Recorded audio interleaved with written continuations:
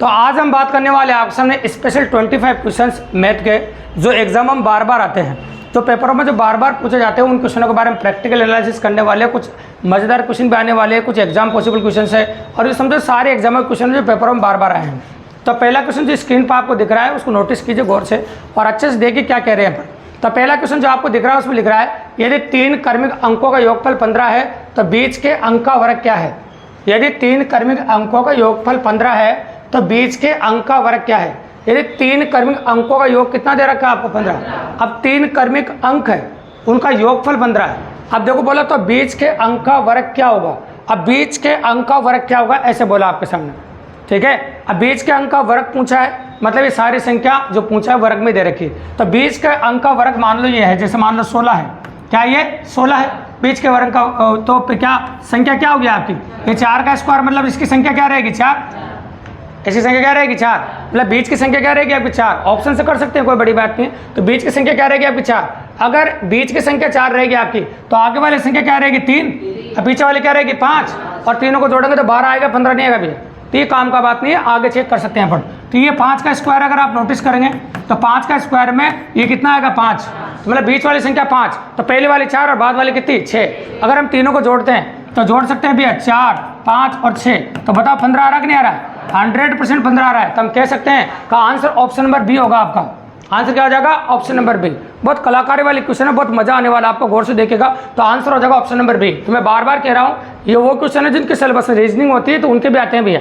ये universal questions बोलते हैं इनको, जो कैलकुलेशन के हिसाब से एग्जाम में आते हैं। कई बच्चे कहते हैं ना, जैसे राजस्थान और पुलिस वाले बच्चे कहते हैं, जयपुर वालों ने कहा था, या फिर BSTC वाले बच्चे कहते हैं कि सर 50 क्वेश्चन में 4 से 5 क्वेश्चन हमारे गणित के आते हैं। तो यार भाई 4 से 5 क्वेश्चन यही आते हैं है ना, जो क्वेश्चन पुटअप किए जाते हैं 50 में से। तो इनकी जो पॉसिबिलिटी है इस वजह से सभी एग्जाम में बार बार इक्वली डिनोट किए जाते हैं। देखो तो ये पहला क्वेश्चन हो गया आपका। और अगला क्वेश्चन नोटिस कीजिए जो बोर्ड पर दिख रहा है, बहुत प्यारा और मजेदार क्वेश्चन है। और एग्जाम ऑलरेडी इस क्वेश्चन को हमेशा फिर के लेने के लिए पूछा है है ना, बच्चों की फिर के लेने के लिए क्वेश्चन पूछा हमेशा। क्वेश्चन में दम ही नहीं है, लेकिन बहुत मजेदार क्वेश्चन नोटिस कीजिए आप।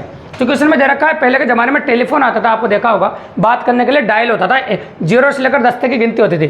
टेलीफोन का जो डायल होता था ना, ऐसे डायल होता था, आप नोटिस किया होता है ऐसे, है ना, आपको पता हो तो। और ऐसे होता था उसमें, देखो ऐसे आपने देखा होता है, इस प्रकार देखा होगा, कितना होगा 4, 5, 6, 7, 8, 9 और 10। तो इसमें 0, 1, 2, 3, 4, 5, 6, 7, 8, 9 ऐसे टेलीफोन का डायल होता है, देखा होता आपने। तो जो भी नंबर आपको डायल करना है ना, उस नंबर को घुमाना पड़ता था। जैसे आपको नंबर लगाने 242 468, ये डिब्बा के नंबर है, ये लगाने आपको। तो पहले आपको ऐसे घुमाना पड़ेगा 2 को, फिर ऐसे ऐसे फ़ोन पर बात करके भी आपने करी होगी, देखो है ना।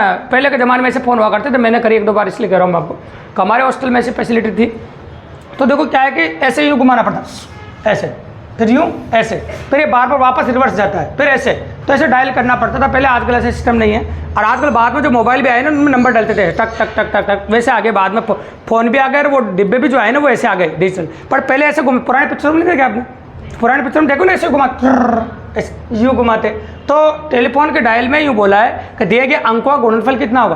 तो आप जानते हैं टेलीफोन के डायल में 0 से लेकर 9 तक के अंक होते हैं, और 0 से 9 तक के अंकों को जब हम गुणा करेंगे तो इस प्रकार से गुणा करेंगे। देखो 1, 2, 3 ये गुणा करते करते 9 तक की गुणा करेंगे। और जब इनको आपस में गुणा करेंगे सारी संख्या कहाँ से गुणा होगी 0 से। जब 0 से सारी संख्या गुणा, क्योंकि टेलीफोन के डायल में 0 भी होता है। टेलीफोन के डायल में क्या होता है 0। अगर 240 588 लगाना आपको तो 0 कहाँ से लगाओगे फिर, तो 0 होता है बेस में। तो 0 को सारे अंकों से गुणा करने पर सारी संख्या क्या हो जाती है 0। तो ये कोई पेन चलाने वाला क्वेश्चन नहीं था, बस आपका दिमाग चेक करने के लिए क्वेश्चन था। नहीं तो कई बच्चे 1 से लेकर 9 तक की संख्याओं को आपस में गुणा कर दे और ऑप्शन ढूंढ लेते हैं भैया। याद रखिएगा आंसर क्या हो जाएगा बताओ 0। क्लियर हुई बात भाई। तो टेलीफोन के डायल में जितने अंक होते हैं अगर उनको हम गुणा करें तो आंसर आपका 0 आ जाएगा। ठीक, क्वेश्चन नंबर 2 था आपका। अब स्क्रीन पर जो क्वेश्चन नंबर 3 आपको दिख रहा है, बहुत प्यारा क्वेश्चन है, बहुत मज़ेदार है और लैंग्वेज भी बहुत प्यारी। देखो आप नोटिस कीजिए, यदि 50 आदमी 40 होल को 30 दिनों में खोदते हैं, होल मतलब खड्डे खोद रहे हैं, खड्डे मतलब गोले खोद रहे हैं, तो क्या कह रहे हैं अपन, यदि 50 आदमी 40 होल को 30 दिनों में खोदते हैं तो 25 आदमी 20 होलों को कितने दिन में खोदेंगे। 25 आदमी 20 होलों को कितने दिन में खोदेंगे। ठीक है भाई, ये बोला।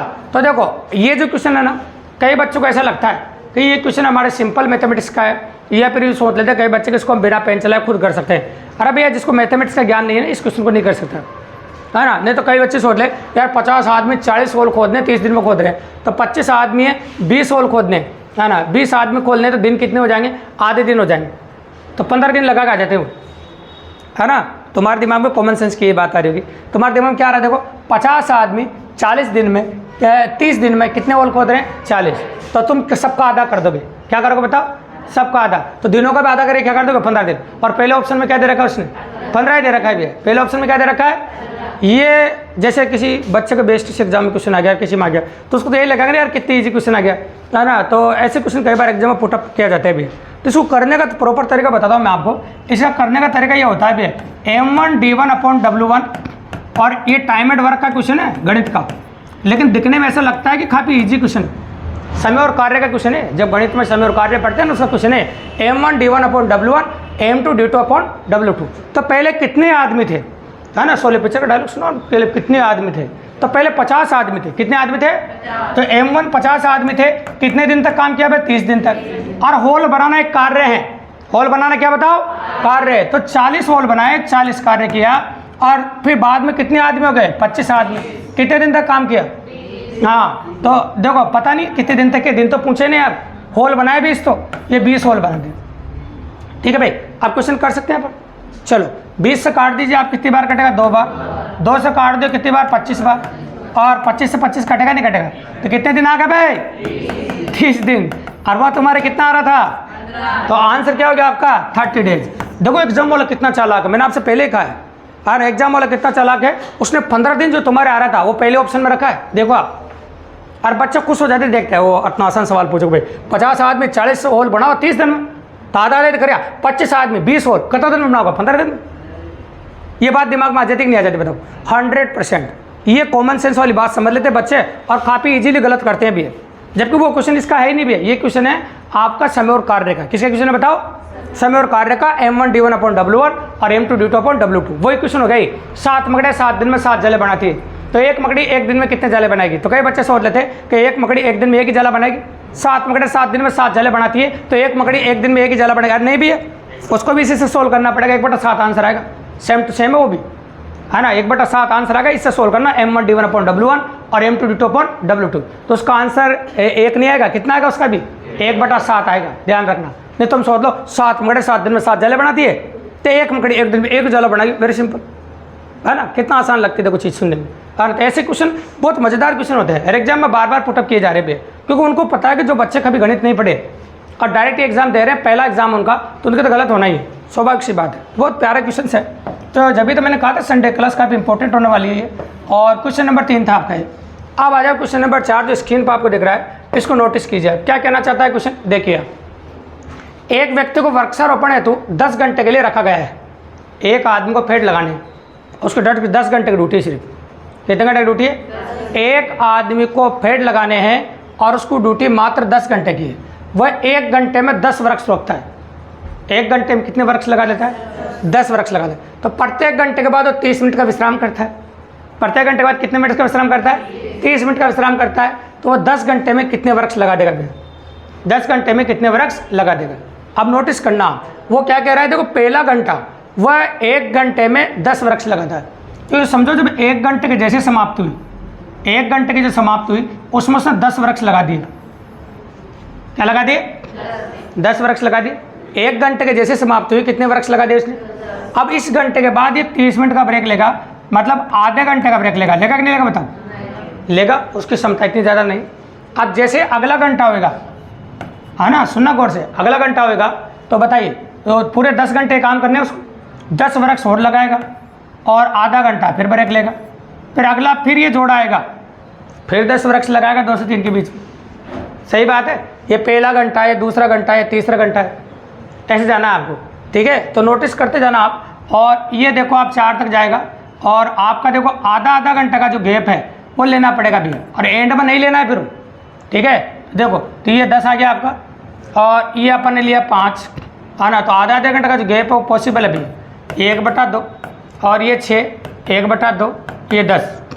ठीक है, 7, 8, 9 और ये 10 लिख दिया अपन। सबके ऊपर 1/2 लिख दो, 1/2।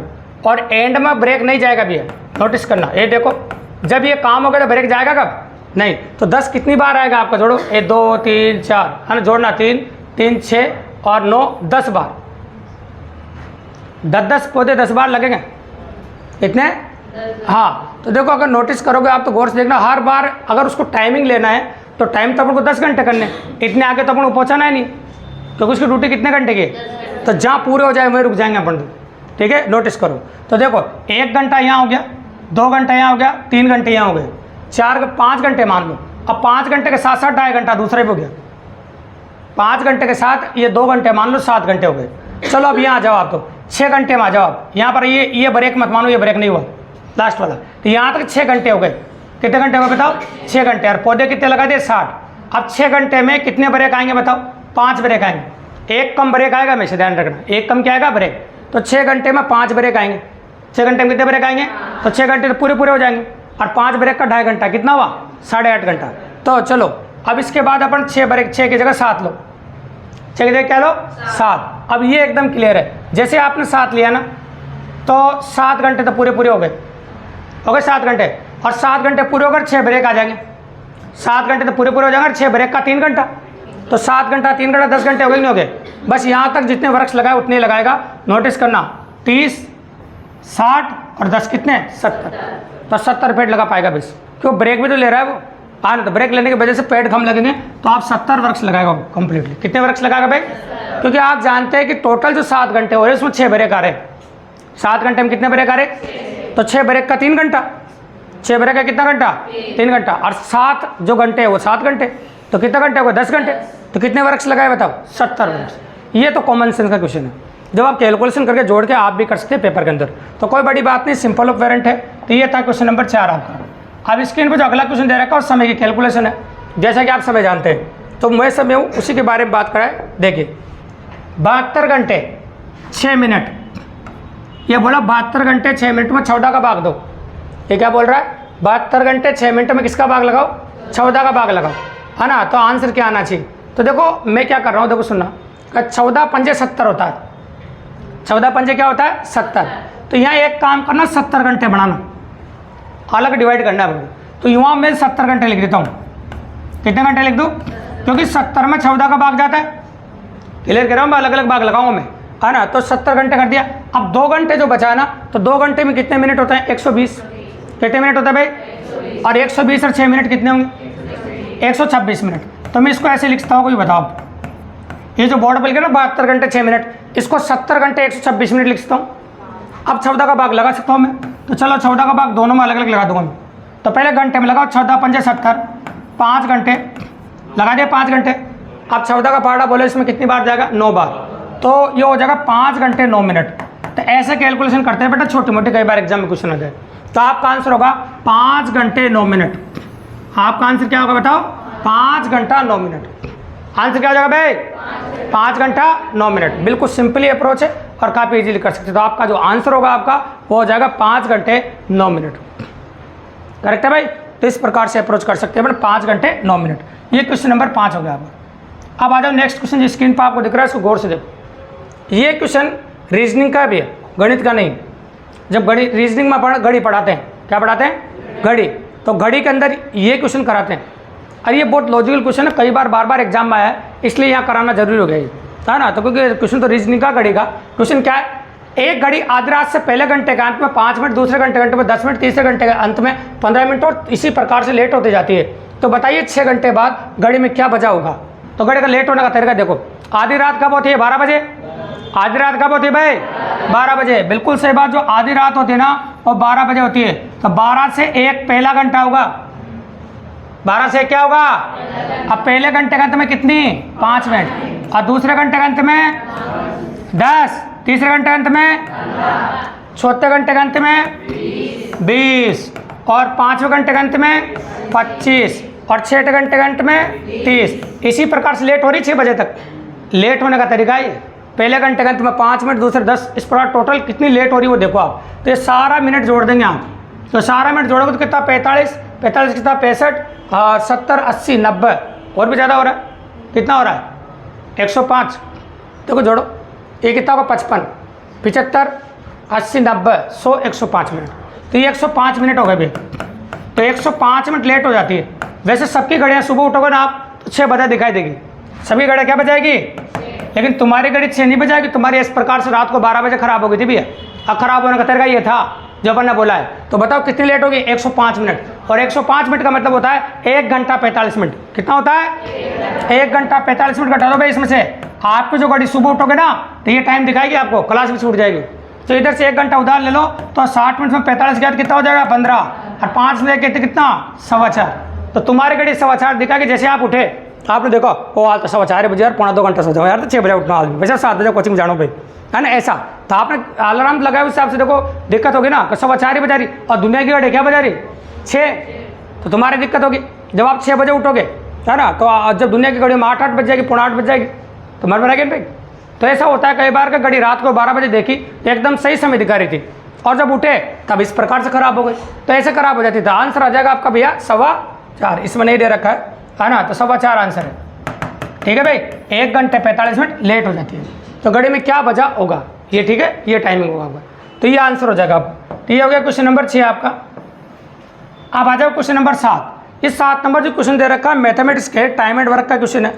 और ऐसा कहते हैं कि मैथमेटिक्स में टाइम एंड के कई क्वेश्चंस पूरी ग्लोबल रीजनिंग में मैथ के अंदर कॉमन क्वेश्चंस होते हैं, जो बहुत मज़ा आता है पढ़ने में एग्जाम वालों को, और देने में बहुत मज़ा आता है। ये सिंपल मैथमेटिक्स का पार्ट माना जाता है, जो भारत के किसी भी एग्जाम अगर सिलेबस में भी नहीं हो तो फिर भी दे देता है 100%, विदाउट सिलेबस पॉसिबिलिटी है। तो सिलेबस की कोई ज़रूरत नहीं है इसमें। तो 12 पुरुष अथवा 8 महिलाएं किसी खेत को फसल काटने में 14 दिनों में काट सकती है। तो 8 पुरुष और 16 महिलाएं उसे कितने दिनों में काट सकती है, तरीका वही। तो देखो यहाँ पर याद रखना, अथवा जो शब्द होता है ना, अथवा का मतलब पूरी गणित में बराबर होता है बेटा। अथवा का मतलब क्या होता है, तो जब भी कभी अथवा या शब्द का इस्तेमाल किया जाए उसको देखते ही उसका मतलब होता है इक्वल टू। क्या होता है उसका मतलब उसका मतलब बराबर होता है, ठीक है। और जहाँ पर और शब्द का इस्तेमाल हो जाए, और का लोप हो जाए, जैसे और, तथा, एवं, व, एंड, इन शब्दों का इस्तेमाल हो जाए तो भैया इनके लिए प्लस होता है। ये किसके लिए होता है, प्लस, कंजक्शन से, तो इसके लिए प्लस पॉसिबिलिटी है। तो चलो इनका मतलब समझ गए आप, तो लिख सकते हैं। तो मैं लिख रहा हूँ 12 पुरुष, ये 12 पुरुष, अथवा मतलब बराबर, 8 महिलाएं मतलब 8 हैं, ये दोनों बराबर है। किसी काम को कितने दिन में करती है, 14 दिन में। तो ये लिख दिया मैंने, ये अगर 12 पुरुष करेंगे तब भी 14 दिन में कर देंगे, और 8 महिलाएं करेंगे तभी कितने दिन में कर देंगे। मतलब महिलाओं की क्षमता पुरुषों से ज़्यादा है, महिलाओं की क्षमता काम करने क्या है, पुरुषों से ज़्यादा है। तो चलो 4 से 8 काट दीजिए 2 बार, और ये कितनी बार, 3 बार, ठीक है भाई। तो यहाँ से पुरुष का मान निकाल लो आप, किसका मान निकाल लो, ये 3 को नीचे घुमा दो। तो मैंने पुरुष का मान निकाल लिया 2/3 महिलाएं। एक पुरुष बराबर क्या निकाल दिया मैंने, 2/3 महिलाएं। और ऐसा क्यों निकाला, क्योंकि अपने पास अगली समीकरण है, देखो नोटिस करना, 8 पुरुष प्लस कितनी, 16 महिलाएं। तो ऐसा बोला 8 पुरुष तथा मतलब प्लस 16 महिलाएं कितने दिन में करेंगे। भाई इन क्वेश्चनों को करने का एक ही तरीका है, अगर इधर महिलाएं तो इधर भी महिलाएं बनाओ फिर। तो पुरुष की जगह जो वैल्यूज है वो रख के देख लो आप, है ना। पुरुष की जगह क्या वैल्यू रखनी पड़ेगी आपको। तो चलो पुरुष की जगह वैल्यू रखें, तो पुरुष की जगह क्या रखो बताओ, जब पी लिख रहा है 2/3 महिला, क्या रखो भाई, 2/3 महिला रख दें। अब नहीं कट रहा हो तो फिर 16 कर दो। तो चलो ये तो 16 हो जाएगा, और 16 तो यह कितना हो जाएगा, 48। 8 दूनी कितना होगा, 16, और ये 3 गुणा हो जाएगा, 16 तो 48। 48 से 16 कितना होता है, 64। तो 64 बटा कितना होगा, 3। तो 64/3 महिलाएं हो गई, ये अपना हो गया। अब यहाँ से एक क्वेश्चन बोल सकते हैं, जैसे अपन थोड़ी देर पहले बोला था ना, M1D1 बराबर M2D2, यहाँ W काम आ ही नहीं रहा है, तो M1 ले सकते हैं ये वाला, M1D1 बराबर M2D2, ये काम आ रहा भी है। तो बताओ पहले कितनी महिलाएं थी, 8 महिलाएं। पहले कितनी महिलाएं थी, 8 महिलाएं किसी काम को 14 दिन में कर रही थी। कितने दिन में कर रही थी, अब महिलाएं कितनी हो गई, 64M/3 महिलाएं उस काम को कितने दिन में करें। क्वेश्चन कंप्लीट हो गई। 8 महिलाएं किसी काम को 14 दिन में कर सकती है, तो 64M/3 महिलाएं उस काम को कितने दिन में करेंगे। तो भाई 8M से कितनी बार कटेगा आपका, 8 बार। कितनी बार कटेगा भाई, 8 बार। संख्याएं पॉसिबल है। अब देखिए आप, तो अब और काट दो संख्याएं, देखो अपन को कटने लायक कहीं कैलकुलेशन मिस्टेक हो जाए, जब ऐसा होता है। ये 7 और ये 7 या 21, तो ये 21 बटा कितना आ जाएगा बताओ, 4 दिन। 21/4 दिन। जब भी समय और कार्य में आप आंसर दो ना, तो मिश्र भिन्न में दिया करो भी। तो इसका आंसर मिश्र भिन्न में दे सकते हो आप, है ना, 5 चौक 20, और 5 से 1/4 दिन में। कितने दिन में करेंगे बताओ, 5 से 1/4 दिन में करेंगे। ऑप्शन में मैच नहीं करेगा, कारण है उसका कि टाइपिंग में थोड़ी सी मिस्टेक हुई है। तो कोई दिक्कत की बात नहीं, कि आपका जो आंसर है, तरीका क्वेश्चन बहुत सही है, बस ऑप्शन में आंसर नहीं है, ठीक है भाई। तो आंसर हो जाएगा आपका 5 से 1/4 दिन। इस प्रकार से कर सकते हैं अपन। तो बहुत प्यारा सवाल है। तो जब भी कभी इस प्रकार क्वेश्चन देखने को मिले तो ये कॉमन सेंस वाले क्वेश्चनों में आ जाता है, तो इसलिए अपन ने यहाँ पर कराया आपको। ठीक, क्वेश्चन नंबर 7 था आपका। इसके बाद अगला जो क्वेश्चन है भैया, इसको आप कॉमन सेंस का भी कह सकते हो और समय और कार्य का भी कह सकते हो। चाहो तो अगर आपके अंदर दिमाग है तो इसको कॉमन सेंस से भी कर सकते हो। देखो 120 आदमी अथवा 200 बच्चों के लिए खाना है। 120 आदमी मतलब 120 पुरुष है, अथवा मतलब क्या होता है बराबर, अभी सिखाया मैंने, 200 बच्चों के लिए खाना है, ये 200 बच्चे। ठीक है, या तो 120 पुरुष खा सकते हैं या 200 बच्चे खा सकते हैं उस खाने को, इतना खाना है मेरे पास। ठीक है भाई, इतनी पॉसिबिलिटी आपके सामने बढ़ रही है। अब क्या बोला, आगे पढ़ो। इस खाने में से 150 बच्चों ने खाना खा लिया। फिर कितने बच्चों ने खाना खा लिया? 150 बच्चे खाना खा चुके हैं, और खाना 200 बच्चों का था। 150 बच्चे खाने खा चुके हैं, 200 बच्चों का खाना था, तो कितने बच्चों का खाना बच रहा है भाई? 50 बच्चों का खाना बच रहा है सिर्फ। कितने बच्चों का खाना बचा? हाँ, 50 बच्चों का खाना बचा। तो ये बोला है कि बाकी खाना कितने आदमी के लिए पर्याप्त है, मतलब 50 बच्चों का जो खाना बचा है ना, वो आदमी कितना खा सकते हैं। ठीक है, तो आदमी पूछे 50 बच्चे बराबर कितने आदमी होंगे, वो अपन को निकालना है। तो चलो काटो और निकालते हैं। 0 से 0 काट दो और 4 से काट दो इसको। तो 4 से कितनी बार काटेंगे? 3 बार। तो 3p बराबर कितना होगा? 4 से 5 बच्चे, मतलब 3 पुरुष बराबर कितने होंगे? 5 बच्चे। 3 पुरुष बराबर, अरे 5 बच्चे जितना खाएंगे तो 3 पुरुष खाएंगे। 10 से दोनों साइड गुणा कर दो, 10 से दोनों साइड गुणा कर दो। तो 10 से इधर गुणा करेंगे कितना आ जाएगा? 30 पुरुष, और इधर गुणा करेंगे तो बात समझ में आ गई। कॉमन सेंस क्वेश्चन है। कह देखो 50 बच्चों का खाना बच रहा है, तो 50 बच्चे जितना खाते हैं उतना कौन खाते हैं? तो जो खाना बच रहा है उसको कितने पुरुष खा सकते हैं? बिल्कुल सही बात है। जो खाना बच रहा है उसको 30 पुरुष खा सकते हैं भी। जो खाना बच रहा है उसको कितने पुरुष खा सकते हैं बताओ? 100%। जो खाना बच रहा है उसको 30 पुरुष खा लेंगे, क्योंकि 50 बच्चों का है, बच्चे 150 खा चुके हैं, बच्चे नहीं है, और उस खाने को पुरुषों को खिलाना है। तो 50 बच्चों का खाना 30 पुरुषों के बराबर है, तो पुरुष तो 30 ही निपटेंगे भाई उसमें, और बच्चे होते तो 50 बढ़ जाते। तो आंसर कितना हो गया आपका? 30। बिल्कुल सिंपल, अच्छा क्वेश्चन है और एग्जाम पुटअप वेरिएंट है भी। अब इसके बाद आ जाते हैं अगले क्वेश्चन पे। क्वेश्चन नंबर 9 जो स्क्रीन पे दिख रहा है इसको नोटिस कीजिए। तो क्वेश्चन में क्या कह रहा है वो देखो आप। यहाँ भी एक नई बात सीखने को मिलेगी आपको। 3 कारों की चालों में 3:4:5 का अनुपात है। उनके द्वारा एक ही दूरी, निश्चित दूरी भी है, लिए गए समय का अनुपात ज्ञात कीजिए। एक बात कान खोल के सुन लेना पूरी गणित के लिए। चालों का अनुपात का उल्टा समय का अनुपात होता है, और समय का अनुपात का उल्टा चालों का अनुपात होता है। अगर चालों का अनुपात दे रखा तो उल्टा करके समय को निकाल दो, और समय का दे रखा तो उल्टा करके चालों का निकाल दो। तो यही करना है आपको कि आपको चालों का अनुपात दे रखा है तो उल्टा कर दो, किसका अनुपात आ जाएगा बताओ? उल्टा मतलब बटे में लिखना होता है, तो उल्टा लिख दिया, समय में अनुपात आ जाएगा। दूरी तो निश्चित है इसे, अल्लाह से ले लो आप। तो चलो ला से कितना हो जाएगा बताओ इनका? हाँ, तो ला से हो जाएगा आपका 60। 3 का भाग दो कितनी बार है? 20 बार। ये 15 बार, ये 12 बार। तो आपका आंसर कितना आ गया बताओ? 20:15:12। आसान से सवाल भी है, सिंपल कंसेप्ट में बार बार कह रहा हूँ आपको। अगर आपको चालों में अनुपात दे दे तो समय में अनुपात निकाल सकते हो, समय में अनुपात दे तो चालों में अनुपात निकाल सकते हो। क्या करना है? सिर्फ उल्टा करना है बस। क्योंकि आप जानते हैं कि जो चाल होती है, चाल बराबर दूरी बटा समय, तो चाल इन्वर्सली प्रोपोर्शनल होती है समय के। चाल बढ़ेगी तो समय कम होगा, और समय बढ़ेगा तो चाल कम होगी। दोनों एक दूसरे के उल्टे होते हैं, तो उल्टा करना पड़ता है। ठीक है, तो आंसर हो जाएगा आपका इस प्रकार से ऑप्शन नंबर सी। एक क्वेश्चन नंबर 9 था आपका, और 9 के बाद जो अगला क्वेश्चन दे रखा है भी समय चाल दूरी का ही भी है, क्योंकि समय चाल दूरी टाइम एंड वर्क की डिमांड ज़्यादा रहती है बेसिक क्वेश्चनों में, है ना। तो इसमें बिल्कुल सिंपल यूनिट कन्वर्जन जो बचपन में आपने पढ़ा होगा। एक ट्रक 1 मिनट में 550 मीटर की दूरी तय करता है, जबकि एक बस 33 किलोमीटर की दूरी 45 मिनट में तय करती है। तो उन्हीं गति का अनुपात बताइए। तो चाल पहले ट्रक की लिखूंगा मैं, किसकी लिखूंगा? ट्रक की। और चाल बराबर क्या होता है? दूरी बटा समय। इतना से याद रखना भाई, चाल बराबर क्या होता है? दूरी बटा समय। तो दूरी कितनी बताओ? 550 मीटर। दूरी कितनी है? 550 मीटर है ना। और समय कितना? 1 मिनट। तो 1 मिनट को सेकंड में बदलना भाई, 60 सेकंड होता है। कितना होता है? हाँ, मीटर पर सेकंड में पॉसिबल बनाना है, 1 किलोमीटर प्रति घंटा में बनाना है। अब देखो ये तो हो गई ट्रक की। अब बस की देखेंगे अपन। बस का 33 किलोमीटर है, तो 33 किलोमीटर को मीटर में बदलो, 1000 से गुणा करना पड़ेगा। बताओ मीटर में क्यों बदला? अरे ट्रक की मीटर में तो इसकी भी मीटर में करनी पड़ेगी। अगर ट्रक की मीटर में है तो इसकी भी काय में करनी पड़ेगी बताओ? मीटर में करनी पड़ेगी, बिल्कुल सिंपल है। और नीचे क्या लिखो? 45 मिनट। अब 45 मिनट को सेकंड में बदलेंगे तो कहाँ से गुणा करेंगे भैया? 60 से। ये लो, अब काटते हैं, आपका आंसर आ जाएगा भैया। सब कुछ कटेगा क्योंकि बीच में अनुपात का चिन्ह है, तो सब कुछ जो जो कट रहा है सब काट देता हूँ मैं। तो चलो जहाँ जहाँ मेरा हाथ चल जाएगा वहाँ काट देंगे अपन। ये पहले तो 60 सेकंड काट दो, कट गया ना। और काटूँ? ये 0 मिनट जी, ये कट गया। और काटूँ? 11 तिया 33, 11 पंजे 55। और काटूँ? हाँ, ऐसे 3 से कितनी बार कटेगा? 15 बार, है ना। 5 से काटो 3 बार, और 5 से कितनी बार? 20 बार।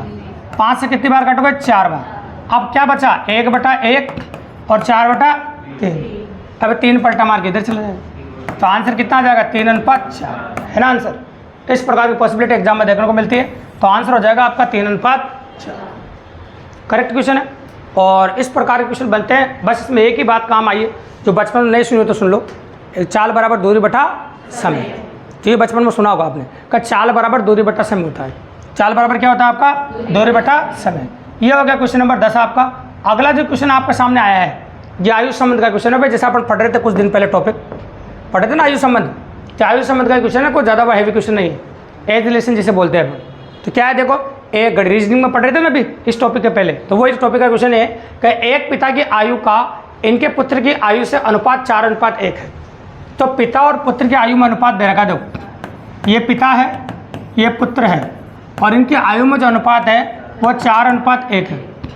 ठीक है, तो मान लीजिए पिताजी 4x के हैं और बेटा जी x के हैं, और उनकी आयु का गुणनफल 196 है। उनकी आयु का गुणनफल कितना बताओ? 196। तो चलो आयु का गुणनफल क्या करें? 4x गुणा x बराबर कितना? 196, ये दे रखा है। चलो 4 से काटो, 4 से काटे 4 चौक 16, कितना बचा? 9 चौक 36। x को x से गुणा करो, x स्क्वायर बराबर 49, और 49 का वर्गमूल कितना होता है? 7। ठीक है, अब जो पूछा उसको पढ़ो पहले। तो 5 वर्ष बाद उनकी आयु का अनुपात क्या होगा? तो 5 वर्ष बाद उनकी आयु का अनुपात पूछने से पहले वर्तमान निकालेंगे अपन। तो चलो ये x का मान 7 है, पिताजी वर्तमान में कितने के हो जाएंगे? 28 के, और बेटा जी वर्तमान में कितने के हो जाएगा? 7 का। अब 5 वर्ष बाद बड़े हो जाएंगे, 5-5 साल दोनों, तो 5 साल बाद पापा जी हो जाएंगे 33 के, और बेटा जी कितने का हो जाएगा? 5 साल बाद 12 का। कितने हो जाए भाई? अनुपात निकालना। तो 11 3 33 और 4 3 12, तो आंसर क्या आ जाएगा? 11:4, ऑप्शन नंबर सी। ये क्वेश्चन आयु संबंध का था भी, एज रिलेशन। तो सब तरह के क्वेश्चन की पॉसिबिलिटी मिलती है, जो मिक्स ऑफ वेरिएंट में अपन पढ़ रहे हैं वो वाली बात है। ये क्वेश्चन नंबर 11 था आपका। अब आ जाए क्वेश्चन नंबर 12 पे। ये भी क्वेश्चन आयु संबंधी प्रश्न है, नोटिस कीजिए। तो क्वेश्चन में क्या कह रहा है देखो, सुनो। ए, बी और सी की वर्तमान आयु का योग 90 वर्ष है। 6 वर्ष पहले उनकी आयु में 1:2:3 का अनुपात था। ये 6 वर्ष पहले था बेटा। कितने वर्ष पहले था? हाँ, तो पहले 6 वर्ष पहले से शुरुआत करो, हाँ ना। तो ए, बी और सी, तो 6 वर्ष पहले इसकी x थी, इसकी 2x थी, और इसकी कितनी थी बताओ? हाँ, अब 6 वर्ष पहले से वर्तमान में आ जाओ। तो बताओ 6 वर्ष पहले से वर्तमान मानने के लिए क्या करना पड़ता है? 6 से जोड़ना पड़ेगा भैया। 6 वर्ष पहले से वर्तमान मानने के लिए 6 से जोड़ दो, तो ये x + 6, 2x + 6 और 3x + 6 हो जाएगा। अब क्या बोला? इन तीनों की वर्तमान आयु का योग कितना है? 90 साल। तो इन तीनों को जोड़ के 90 के बराबर कर दें। तो चलो करें, 3x और 2x 5 कितना होगा? 6, और 6 से जोड़ा तो कितना हो गया? 18 बराबर कितना? 90। ये 18 घटाओ उधर जाए, कितना बचेगा? 72। तो 72 कटेगा 6 से, कितनी बार कटेगा बताओ? 12 × 72। तो x का मान कितना आ गया बताओ? 12। ये x का मान आ गया आपका। अब x का मान आने के बाद किसी भी क्वेश्चन का जवाब दे सकते हो। तो क्या पूछा आपसे? c की वर्तमान आयु ज्ञात कीजिए। तो बताओ c की वर्तमान आयु कितनी है? ये लो, 3x + 6। तो x का मान कितना रखोगे? 12 इसमें, तो 12 दिया कितना होगा? 36। तो 36 + 6 कितना होगा बताओ? 42 वर्ष। तो सी की वर्तमान आयु कितनी हो जाएगी भाई? 42 वर्ष। बिल्कुल सिंपल सी बात है। तो सी की जो वर्तमान आयु हो जाएगी वो 42 ईयर्स हो जाएगी, मतलब 42 वर्ष होगी। ये बिल्कुल सिंपल और काफ़ी इजीली अप्रोच किया। ये भी आयु संबंधी प्रश्नों का था। तो जहाँ से बोले वहाँ से क्वेश्चन को उठाओ और फिर वहीं ले जाओ जहाँ वो चाहता है ना, अपना आप ही क्वेश्चन हो जाएगा। ये आपका क्वेश्चन नंबर 12 था, जब पिछले क्वेश्चन में था। अब अगला क्वेश्चन वापस टाइम एंड वर्क से है, नोटिस करो। यदि 5 आदमी 4 दिनों में 540 रुपये कमाते हैं, कितने रुपये कमाते हैं? 540 रुपये कमाते हैं, है ना, कमरे लिख दिया, कमाते हैं। तो 7 आदमियों की 6 दिनों की कमाई बताइए, है ना। तो अपन लिखते हैं जब फॉर्मूला ऐसे लिखते हैं बेटा, M1 D1 H1 upon W1 R1 M2 D2। इसको ध्यान रखना, इससे दुनिया के सारे क्वेश्चन हो जाएंगे इस प्रकार के। इसमें सबका मतलब बता देता हूँ मैं। M आदमी, D दिन, H घंटे, W कार्य और R है मजदूरी, कितना पैसा कमाया। तो बताओ इनमें से क्या क्या काम आ रहा है अपना?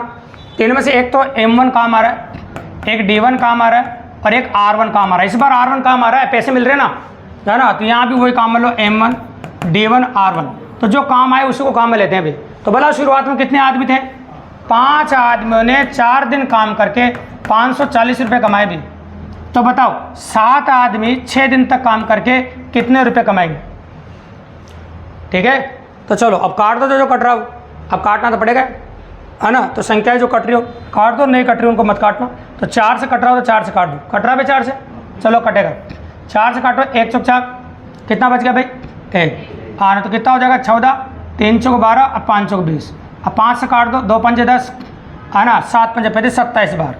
कितनी बार कट गया भाई? अब 27 को इधर गुणा कर दो, R को इधर गुणा कर दो, तो अपना जो आंसर है वो आ जाएगा आपका 27 गुणा 7 संग 42, ये होगा। और 27 को 42 से गुणा करो, 27 को 5 से गुणा करो, बताओ 27 को 42 से गुणा करने पे क्या आता है? जैसे आप 27 को 42 से गुणा करोगे ऑप्शन में आंसर मैच कर सकते हैं, तो ये मिलेगी मजदूरी। क्या मिलेगी भाई? तो कितना हो गया?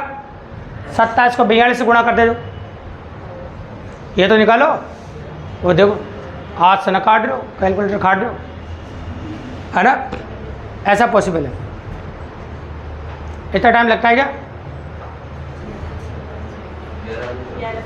1134, ये हो जाएगा आपके सामने। ठीक है भाई, अब आ जाओ क्वेश्चन नंबर 14। ये क्वेश्चन वर्गमूल घनमूल का है और क्वेश्चन बहुत प्यारा है। वर्गमूल निकालना और कुछ भी नहीं करना। देखो, एक व्यक्ति अपने बाग में 5184 संतरों का पेड़ लगाना चाहता है। वह इन्हें इस तरह से व्यवस्थित करना चाहता है कि बाग में उतनी पंक्तियाँ हो जितने एक पंक्ति में पेड़ हो। तो बाग में कितनी पंक्तियाँ हैं? तो भैया एक आदमी का 5184 संतरों का पेड़ है भी, अब उसको अपने बगीचे में लगाने, लेकिन लगाने का तरीका क्या होगा बताओ? एक पंक्ति में उतने ही पेड़ होने चाहिए जितनी पंक्तियाँ बन जाए। तो जब भी कभी ऐसा बोला जाए कि पंक्तियों की संख्या एक पंक्ति में जितने पेड़ हो उनके बराबर हो, तो समझ लेना दिए गए क्वेश्चन में वर्गमूल पूछा है। दिए गए क्वेश्चन में क्या पूछा है? मतलब आपको 5184 का सिर्फ वर्गमूल निकालना है। क्या निकालना है? और वर्गमूल निकालेंगे तो तरीका देखिएगा आप, इसमें दाएं अंक छोड़ते हैं, यह अनुमान विधि से वर्गमूल निकाल रहा हूँ मैं। दाएं अंक छोड़ दिया, और दाएं अंक छोड़ने के बाद इससे छोटी वर्ग संख्या देखेंगे। इससे छोटे वर्ग संख्या 7 7 49, 9, तो आगे तो 7 आएगा। और 4 किसके पीछे आता है बताओ? 2 के वर्ग के पीछे, और किसके? 8 के वर्ग के पीछे। तो देखो छोटा वाला ही नज़दीक दिख रहा है मुझे, तो छोटा वाला ले लेंगे। तो बड़ा वाला तो 64 ज़्यादा हो जाएगा, 2 ले लिया।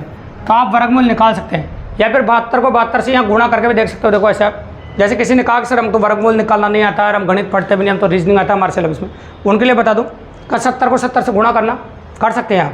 तो 49 से होता है जो ये नहीं हो रहा है, फिर 72 को 72 से गुणा करना, ज़्यादा मेहनत नहीं करवाता आपको। 72 से 72 से गुणा करते ये आ जाएगा। तो आपका आंसर क्या आ जाएगा बताओ? 72। जिसको ये नहीं आता उसके लिए बताया मैंने, पहले 70 को 70 से गुणा करना, क्योंकि पूरे ऑप्शन चेक करोगे ना आप तो 70 को वो तो आ ही नहीं रहा, फिर 72 को 72 से गुणा कर दो, ये आ जाएगा। ऐसे गुणा करके चेक कर सकते हो, जिसे ये तरीका नहीं आता। ये तरीका उनको आ जाएगा जो गणित पढ़ते हैं रेगुलर। ये वर्गमूल घनमूल टॉपिक की पॉसिबिलिटी है। ठीक है भाई, ये क्वेश्चन नंबर 14 हो गया आपका। 14 नंबर के बाद जो क्वेश्चन आपको ऐसा लग रहा होगा कि रीजनिंग का कलोक का क्वेश्चन है। और गणित के जब कई बार किताबें देखोगे आप, बहुत सारी बुक्स देखोगे या बहुत सारे मॉडल पेपर देखोगे, गणित के अंदर मिल जाएंगे ऐसे क्वेश्चन, जबकि ये क्वेश्चन गणित का नहीं है भैया। ये क्वेश्चन है एलसीएम एचसीएफ का। क्या क्वेश्चन है? हाँ, लास्ट नंबर से क्वेश्चन है, और रीजनिंग में देता है भी 100%। उसको ऐसा लगता है गणित का क्वेश्चन है। क्या क्वेश्चन है? गणित का, इसलिए रीजनिंग में कई बार आता है। तो अपन कह रहे हैं आपके सामने लास्ट नंबर से क्वेश्चन है, जो क्लियरली बोला है, पढ़ो बोले 4 घंटे क्रम से 4 से 8 और 14 सेकंड के अंतरालों में बजती है। तो चारों इकट्ठी 12 बजे बजना प्रारंभ करती है, किस समय वे फिर इकट्ठी एक साथ बजेगी? तो जब भी कभी ऐसा क्वेश्चन है ना इकट्ठी बजने वाला, तो दी गई संख्याओं को ला से निकालते हैं बेटा। दी गई संख्या क्या निकालते हैं?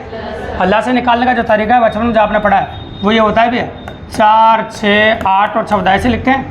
तो पहले 2 का भाग लगाते हैं, 2 3 4 और 7। अब वापस 2 का लगाएंगे, 1 3 2 और 7। अब भाग नहीं जाएगा तो गुणा करना है। तो ला से निकालने के लिए 7 दूनी 14, है ना, और 14 तिया 42, और 42 और 4 को गुणा करो, तो 42 और 4 को गुणा कर दो, लस आ जाएगा 42 गुणा 4 168। तो ये आ गया भाई लस, मतलब 168 सेकंड आ गए। कितने सेकंड आ गए? तो 12 बजे में 168 सेकंड जोड़ दो, इतने समय बाद दोबारा बजेगी। तो 168 सेकंड को मिनट में बदलो। पहले 2 मिनट में 120 हो जाएंगे। तो 2 मिनट कितना सेकंड होगा ये? 48 सेकंड। तो 2 मिनट 48 सेकंड, मतलब क्या बोलूँगा? 12 बजकर 2 मिनट 48 सेकंड। तो 12 बजकर 2 minute 48 second is correct answer, option number, है ना। 12 बजकर 2 मिनट 48 सेकंड। तो ये क्वेश्चन गढ़ी का नहीं है, एलसीएम एचसीएफ का है। तो आपको पहले एलसीएम निकालना पड़ेगा और फिर जो समय दे रखा है उसमें जोड़ दो उसको। लेकिन गढ़ी में आता है बार बार रीजनिंग के अंदर, और बच्चे ये नहीं कह सकते कि गढ़ी का नहीं है, इसलिए पॉसिबल कराया है। देखो जरूरी है ना, इस प्रकार से। ये क्वेश्चन नंबर 15 हो गया आपको। और अगला क्वेश्चन तो वर्बल क्वेश्चन है, डायरेक्ट बता सकते हैं कौन सा सही है, आपको बताना कौन सा सही है, वो बताना पड़ेगा आपको। तो बताइए कौन सा सही है, पढ़ो कथन पढ़िए। पाई अपरिमेय संख्या है, क्या सही बात है? बोलो भाई, पहला सही हो गया।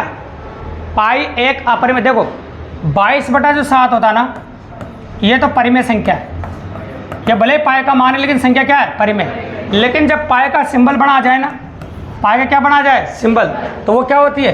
अपरिमेय संख्या होती है। भी पाई क्या होती है? अपरिमेय संख्या। याद रखने वाली बात थोड़ी सी, इसमें सोल्व करने वाला नहीं, याद करने वाला है। तो पाई एक अपरिमेय संख्या है, ठीक है भाई। तो इस प्रकार से वो सही है। अब आगे देखिए क्या बोल रहा है, किस संख्या का वर्ग 7396 है? किस संख्या का वर्ग 7396 है? अब एक बात कॉमन नोटिस करना भैया, तो देखो 7000, इसका तो वर्ग 7396 में आ ही नहीं सकता। बताओ क्यों नहीं सकता? 5 आएगा ना पीछे, बताओ किसका वर्ग आ रहा है, किसको वर्ग कर दोगी आ जाए? ये तो आप सिंपली जवाब दे सकते हैं। ये छोटा क्वेश्चन है, किसका 86, और 86 को जो गुणा करके देख लो आप, 86 को 86 से गुणा करो तो कितना आ रहा है बताओ? ये आ रहा है, जल्दी करो यार, इतना टाइम नहीं लगना चाहिए, बहुत सारे क्वेश्चन अपने पास। मैंने आपको पहले बोला था थोड़ा स्पीडली करना कैलकुलेशन। सही आ रहा है? यही है, तो आप कहते हैं 86 आपका आंसर हो जाएगा। तो ये तो क्या है कि चेक करना पड़ेगा ऑप्शन आपको गुणा करके। तो कई बार ऐसे गुणा भी करवा लेता है छोटे बच्चों की तरह, जैसे बचपन में कराते हैं वैसे। देखो ये देखो, आप यूँ बोला, कौन सी लघुत्तम संख्या 37,825 से योग करने पर उसे 13 से विभाज्य बना देगी? 13 से विभाज्य बना देगी, ऐसे बोला आपके सामने, विभाज्य बना देगी। को देखो ऐसी संख्या, इसमें 13 का भाग दो आप, ऐसी संख्या जोड़ दें तो 13 का भाग देने पर पूरी बार चला जाए, ठीक है। तो जैसे मान लो सपोज करो कि मैंने ये संख्या ले ली आपके सामने, इसमें 13 का भाग लगा के देखता हूँ पहले तुम्हें कि क्या जोड़ने की मुझे ज़रूरत पड़ सकती है, ठीक है। तो 13 दूनी 26, 13 दूनी कितना बच गया? 11। कितना बच गया? 26 हो गया ना, 11 बच गया। वाला क्या उतरेगा? 8 उतरेगा, 118। फिर 13 का पड़ा बोलो, 13 चौंठ 13 17 51 में, 13 8 104, और 13 निमा 9 13 117 हो जाएगा। हाँ तो वही बोल रहा हूँ मैं। तो 9 13 कितना हो जाएगा? 117। कितना शेष बचेगा? 1 बच गया, ठीक है। अब 1 बच गया तो अगला क्या उतरेगा बताओ आपका? 2 उतरेगा। क्या भाग जाएगा इसमें? भाग टूट की 0 लगेगी, है ना। फिर उसके बाद क्या उतरेगा? 5। वापस 13 का पाड़ा बोलना पड़ेगा, है ना। तो वापस क्या होगा? 9 13 बोलिए। अगर यहाँ 5 की जगह हो जाए देखो 17, तो देखो आपका जो बच जाए वो संख्या इजीली हो जाए, क्योंकि यहाँ तो जो संख्या उतर जाएगी वो उसके हिसाब से हो सकती है ना। जो अगर संख्या ले लें यहाँ पर कोई सी भी यहाँ से, अब इसमें भाग लगाओ, कितना हो रहा है? 8 बच रहा है शेष। कितना बच रहा है? 8 बच रहा है। जबकि 8 नहीं बचना चाहिए, पूरी बार भाग जाना चाहिए। तो क्या जोड़ दें इसमें? 5 जोड़ दें। कितना जोड़ दें? 5 जोड़ दें। तो अगर 5 जोड़ दें तो संख्या में पूरी बार भाग चल जाएगा भी, है ना। तो 5 तो जोड़ना ही पड़ेगा। जैसे अपन इसमें 5 जोड़ेंगे, ये संख्या क्या हो जाएगा? 30। अब भाग लगा के देखो, अब लगाओ, जाएगा ना, है ना। क्योंकि जब जैसे आप भाग देखो 13 दूनी 26, कितना बचेगा? 11। अब वो 17, है ना। अब कितना बचेगा? 1 13 जा रहा भी है ना, पूरा बराबर भाग जा रहा है। तो इसका मतलब कितना जोड़ना पड़ेगा बताओ? 5 जोड़ना पड़ेगा। तो ऐसे पता लग जाएगा कि भाई 5 और जोड़ देते बराबर हो जाएगा। तो ये थोड़ा सा चेक करने वाली बात है, इसे चेक करना पड़ता है कई बार। क्या हो जाएगा? Question number 18। क्वेश्चन नंबर जो 19 जो वापस आया है, ये आयु संबंधी प्रश्नों का क्वेश्चन है भैया, ठीक है। अब आयु संबंधी प्रश्नों में क्या दे रखा है देखो सुनो। एक पिता की वर्तमान आयु उसके इकलौते पुत्र से 30 वर्ष अधिक है। उस समय पिता की आयु क्या थी जब पुत्र पैदा हुआ था? ठीक है भाई, एक पिता की वर्तमान आयु उस पुत्र से 30 वर्ष अधिक है। तो पिताजी जो है ना, पुत्र से कितने बड़े हैं? 30। तो पुत्र x मान लो तो पिताजी कितने के हो जाएंगे? 30x के होंगे। गुणा थोड़ी होता है, ज़्यादा होता है तो प्लस होता है ना। तो इकलौते पुत्र से 30 वर्ष बड़े। अब देखो उस समय पिता की आयु क्या थी जब पुत्र पैदा हुआ था? उस समय पिता की आयु क्या थी जब पुत्र पैदा, देखो पुत्र पैदा हुआ था। तो कितना कॉमन सेंस वाला क्वेश्चन है। पुत्र जब 0 का था, मतलब x का मान क्या था? 0 का था, है नहीं, मान लो आप। तो पुत्र जब 0 का था तो पिताजी कितने का थे? 30 के थे। पुत्र जब 0 का था तो पिताजी कितने का थे? इससे आसान क्वेश्चन हो नहीं सकता कोई। ये तो आपका दिमाग चेक किया सिर्फ उसने, है ना, दिमाग ही चेक किया। देखो तो कई बार दिमाग भी चेक करा था अभी, बिल्कुल सिंपल है। अब आ जाए क्वेश्चन नंबर 20 पे। लैंग्वेज देखिए आप। तो क्वेश्चन नंबर 20 क्या कहता है, अपना नोटिस कीजिए आप। दो संख्याओं का योग 90 तथा उनका अंतर कितना दे रखा है? 4। तो उन संख्याओं में अनुपात बताइए। तो दो संख्याओं को योगफल कितना दे रखा है आपको? 90 दे रखा है। ये दो संख्याओं को योगफल दे रखा है आपको 90, और उनका जो अंतर है वो 4 दे रखा है। उनका अंतर कितना दे रखा है? 4। तो उनका अनुपात पूछा है, तो काट दो, y से y कट जाएगा। तो 2x बराबर कितना आ जाएगा? 94। 2x बराबर कितना आ जाएगा? 94। तो x बराबर 4 दूनी 8, है ना, कट जाएगा। देखो 2 से काटो, कितनी बार कटेगा? 4 बार, 47 बार। ये तो x का मान आ गया। अच्छा, दोनों का जोड़ जो है वो कितना है बताओ? 90। और 1 से 47 है, दूसरा कितना होगा बताओ? 1 से 47 से दूसरा कितना होगा? 43। तो y का मान कितना होगा? 43। ये होगा भी। अब क्या पूछा? दोनों में अनुपात, उन संख्याओं में अनुपात ज्ञात कीजिए। तो कर सकते भी है, क्या बताओगे? 47/43। क्या ये संख्या कट रही है? काटो तो काट दो, और नहीं कट रही तो मत काटना, क्योंकि संख्याओं की जो पॉसिबिलिटी वैसी ही भी।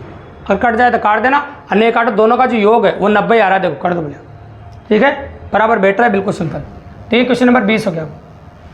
अब क्वेश्चन नंबर जो 21 आप नोटिस कर रहे हैं, इसको गौर से देखो। ये भी टाइम एंड वर्क का क्वेश्चन आ गया भैया। देखो तो टाइम एंड वर्क में क्या कह रहे हैं पर नोटिस कीजिए। देखिए, किसी काम को 120 मजदूर 15 दिनों में करते हैं। किसी काम को 120 मजदूर 15 दिनों में करते हैं, तो वही काम 10 दिनों में पूर्ण करने के लिए कितने मजदूर की आवश्यकता पड़ेगी? तो वही होगा ना M1D1 बराबर M2D2। ये लिखा मैंने M1D1, ये काम आ रहा है M2D2 बस। तो बताओ पहले कितने मजदूर थे, कितने दिन में कर रहे थे? 15 दिन में। अब क्या बोल, तो वही काम 10 दिनों में पूर्ण करने के लिए कितने मजदूर की जरूरत पड़ेगी? 10 दिन में पूरा करना है। ये लो, 0 से 0 काट दो, है ना। तो देखो 15 दूनी 30, हासिल 3, 180 मजदूरों की जरूरत पड़ेगी भैया। कितने मजदूरों की जरूरत पड़ेगी? बिल्कुल वही, ये अपन कई बार काम में ले चुके हैं, इस वीडियो में भी अपन बात कर रहे हैं। 180 मजदूर की जरूरत पड़ेगी। M1D1 बराबर M2D2। ये क्वेश्चन नंबर 21 हो गया आपका। देखो इस प्रकार की पॉसिबिलिटी एग्जाम में देखने को मिलती है। देखो, और ये जो क्वेश्चन आपको दिख रहा है इसको भी नोटिस कीजिए। ये तो ऐसा ही क्वेश्चन है, सेम ही, तो रहने दो इसको। ये देख लो आप, देखो टाइम एड हो गया, बहुत सारे क्वेश्चन कर चुके हैं अपन, ज़्यादा नहीं करेंगे। राम और श्याम दोनों मिलकर एक काम को 8 दिनों में पूर्ण करते हैं। कितने दिन में करते हैं? 8 दिन। हाँ, ये काम अकेले 12 दिन में कर सकता है। ये काम अकेले 12 दिन में कर सकता है। कौन? राम। तो श्याम वही अकेले उस काम कितने दिन में करेगा? तो ये जो लाइन बोली है राम के लिए बोली भी है। राम अकेले कितने दिन में कर सकता है? 12 दिन। तो चूँकि बोलो राम और श्याम दोनों मिलकर उस काम को 8 दिन में कर सकते हैं, और राम अकेला उस काम को कितने दिन में कर सकता है? 12 दिन में कर सकता है। तो जब भी कभी इस प्रकार क्वेश्चन आपको देखने को मिले तो क्वेश्चन करने का तरीका ये होता है भाई, लसा लो इनका। क्या लो भाई? लसा ले लो। तो लसा कितना हो जाएगा बताओ इसका? ऐसी संख्या बताओ जिसमें 8 और 12 का दोनों का भाग चला गया। क्या? 24। बिल्कुल। अब 8 का पार्ट बोलो कितनी बार जाएगा? 3 बार। अब 12 का बोलो कितनी बार? 2 बार। तो ये तो दोनों की कार्य क्षमता कितनी है? 3। जैसे हम और कार्य पढ़ते हैं तब काम आता है। दोनों की कार्य क्षमता कितनी है? 3। और राम की कार्य क्षमता कितनी है? 2। तो दोनों को में से राम की घटा दो, कितने दे? 1। तो 1 का भाग इसमें लगा दो, तो इसको लगेंगे भैया 24 दिन। कितने लगेंगे? 24 दिन। तो ये 24 ही दिन है, एक गलती से टाइप हुआ है। तो ये हो जाएगा 24 आपका। इतने ज़्यादा दिन होते ही नहीं, है ना, वो टाइप करते हुए दब जाता है, इसलिए ऐसा हुआ। तो आंसर कितना हो जाएगा आपका? 24 दिन लगेंगे। ये क्वेश्चन नंबर 23 हो गया आपका। अब आ जाते हैं अपन नेक्स्ट क्वेश्चन पे, जो स्क्रीन पे दे रखा है उसको देखो। एक बहुत प्यारा क्वेश्चन है, अगर आप गौर से देखेंगे तो क्वेश्चन में क्या है देखो, सुनो।